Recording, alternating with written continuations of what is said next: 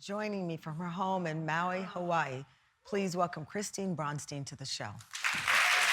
Christine, first let me thank you for coming on and express how much I admire your resilience and your strength and your dedication to your family and also your commitment to other women. That's why you're talking about this today. How are you? I'm good. I'm really grateful to be on and that you're covering this because it is such a critical issue right now. You're 48 years old now? I am. And you talk about the age group. You know, this is around the time where people start to schedule their colonoscopy. I just had my first one recently. So this would be in your mind at the age that you are.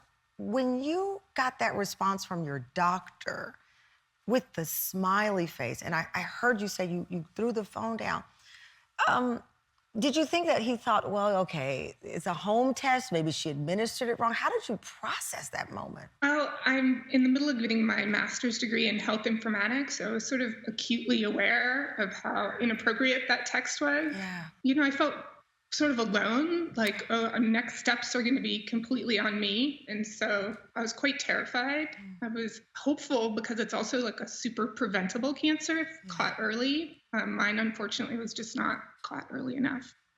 After that colonoscopy was performed, the doctor told you that they'd found cancer. Did you call the doctor back, your original doctor, to tell him or her what happened?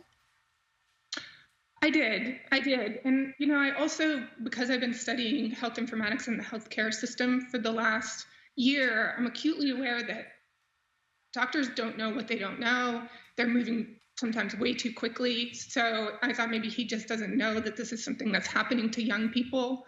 And I've now since learned, after my original story came out, you know, I've sort of got hundreds of responses from other people who have been misdiagnosed for years. Wow. And I mean, you think of Chadwick Boseman. Yeah. It was the same thing. And I think he presented with just abdominal pain, and it took them a while the disease progressed.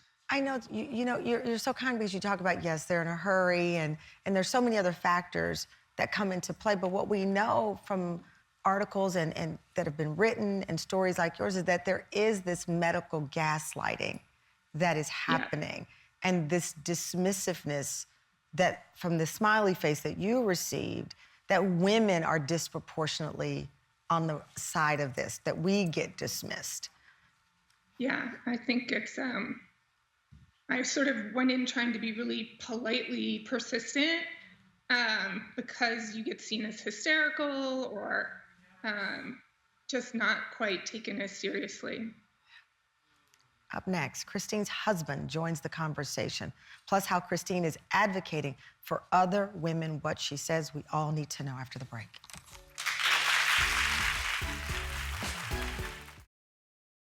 Christine's husband, Phil, also joins us now. Thank you so much, Phil, for joining us. As I understand, you said Christine is being still so kind and polite about that text message from the doctor. My team told me that you are furious. Furious is the best way to describe it. On the one hand, on the other hand, the smiley face emoji doctor did not cause this sort of biological speck of evil, which is how it feels, to invade Chris's body and to create havoc. So I understand that. I understand that. But it is insidious, as far as I'm concerned, that what makes it insidious is that when the doctor sent that smiley face emoji, I don't know about Chris. I do know about Chris, but I know for sure about me that I felt like I wanted desperately to believe it no matter what the test said. And I think that's one of the things that was quite insidious about it. Yeah, because you want to believe the doctor. You want to believe this isn't real. And so when the doctor says you don't have cancer, had she listened to that doctor and not gone and followed up, we don't know if you would be here with us, Christine. No, I would be on my way to a quick grave the way this disease progresses.